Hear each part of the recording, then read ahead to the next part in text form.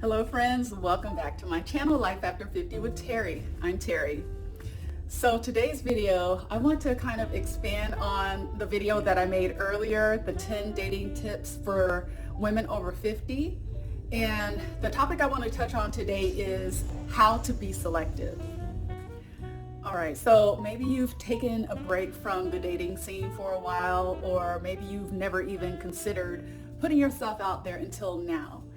I would say making sure that you are being selective. And what I mean by selective is, given what it is or what type of relationship you're looking for, just try to get really clear on that.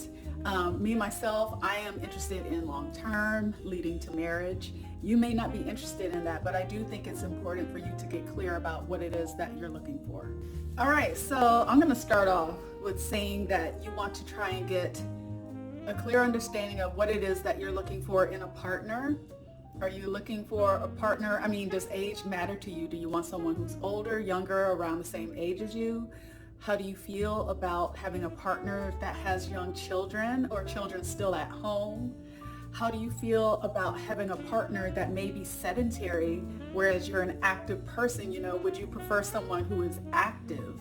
So, those little things that are important to you, and I would say make a list. I made a list. I love making lists. I'm a list maker. And write down as many attributes as you want. So here's the thing.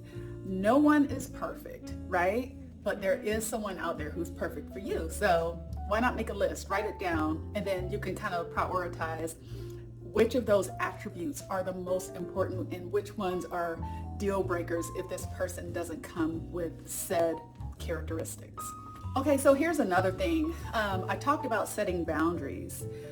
Get real clear about your deal breakers. So for me, one deal breaker, and you can tell this right off the bat, if the person that you're talking to or getting to know is constantly talking about their ex, that's a red flag. They have not gotten over or resolved whatever issues were associated with that relationship. The best thing to do is to cut them loose, let them go, let them deal with that or not.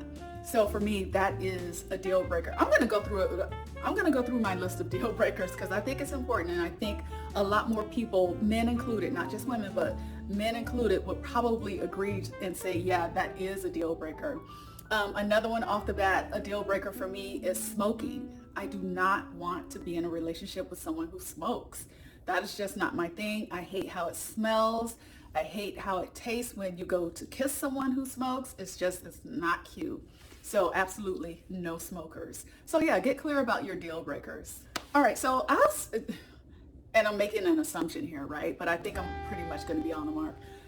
In your 40s, 50s, 60s, and beyond, you kind of have a good idea of where you're willing to make compromises and the areas that you are not willing to make a compromise on. So for me, I am not willing to compromise on being in a relationship with a man who still has someone who is not at least of high school age. If they're younger than high school age, then I am not even going to entertain getting to know that person in order to be in a relationship. That's just something important to me. I'm an empty nester, and the thought of starting over is just, I almost want to say terrifying, but that's dramatic. But I don't want to start over, y'all. I'm going to be 50. I don't want to start over. So I'm not willing to compromise there. Now, if they have an older child who is still in the home, I could compromise there. However, the relationship, meaning how they behave, is going to be important as well, because if they're just like straight disrespectful, if they're in and out of prison, that's a no-go. So I'm not willing to compromise there either. So just, figure out the different areas where you're willing to compromise, and you're not going to be able to think of every scenario, but whatever it is that comes to mind, make a list and just make sure you stick to that, right? Or maybe you might look at it and say, hey, I thought I couldn't compromise. I met this amazing person and they do have this going on in their life, but because I'm really into them, I'm really liking them, I'll compromise for them. I don't know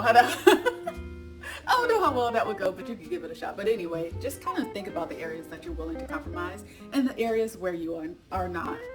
And I think as part of going through this exercise, just be honest with yourself. Be honest with yourself. Nothing is etched in stone. The way that you feel the day that you're filling out your list and all this, you could feel differently another time. But just from where you're sitting at, the position that you're sitting in when you're making your list, and don't allow like what other people are expecting or expectations are for what you should seek in a partner to interfere with what it is that you really want. And a really great way to do that is to define your needs and what is it that makes you happy? You know, what is it that makes you happy when you're in a relationship? If you're with your ideal partner, how would you feel? I like to write from a feeling standpoint a lot of times, you know? I like to feel comfortable. I like to feel cozy. I like to feel heard and just excited, you know, and at peace. So that kind of thing, you know, what is it that makes you happy? And that might be kind of a hard exercise for some people, but take your time. You don't have to write your list in a day. But I would definitely give it some thought. What is it that makes you happy? And then again, get clear on what kind of relationship is it that you're seeking. Are you looking for something long-term? If you're looking for something long-term, chances are you're going to be a lot more intentional. You'll want to be, I don't want to say strategic, but you really want to get clear and probably follow these tips that I'm sharing with you and that I'm following for myself. If you're looking for something short-term though, I mean, you still have your standards and whatnot that you're looking for, right? So you can still go through this exercise, but you could be a little bit more lenient, I would say, and maybe even in the area of compromise, you might be a little more lenient there. So yeah, just figure out what kind of relationship is it that you're seeking. And you know, this might sound excessive, all this stuff that I'm talking about, but I feel like it's a lot easier to find what you're looking for when you're being intentional, when you know what you're looking for, right? You're not just out there bouncing around and like, okay, well, I'll know it when it shows up. I'm not doing that. So that's just my belief. Get clear about what you're looking for, and what you're looking for will find you. Okay, so here's one. Make sure that you're okay with your partner having a past. I was talking to a man not too long ago, and he was embarrassed to tell me that he had been married 3 times. And I just thought that was interesting. Nowadays, it's not uncommon for people to have been married at least twice. You know, myself included, I've been married twice. So when he said, you know, there's something I feel like I need to tell you, this and that, and when he revealed what it was, because I was kind of expecting the worst, I was relieved actually. And I think the reason why he wanted to share that with me is because he did say he was interested in being married again. And maybe he thought that I would think he was flawed or something. I'm not really sure. I didn't really dive into that too much more. You know, we moved on to a different topic. But yeah, people have a past. People might have children from different people. All their kids may not have the same parents. So, I mean, it's just one of those things, right? You know, maybe they kind of had a tough go at life back in the day. And I think and for them to share with you if they went through some type of trauma and they've overcome it, I think it's very noble for someone to share that. Depending on what it is, maybe people might, you know, it might not jive with you, but that's another thing. At our age, y'all, we've been through some things. That's just how it is. So just make sure you're comfortable with that. And then also, and I've had to learn this because I have mine too, everybody comes with some form of baggage. Everybody has their thing. Hopefully they are working on their thing. But so the man that I was talking to, we had some really deep conversations, and he asked me, he said, what is it that you are working on as a result of being in a relationship that didn't pan out because of XYZ?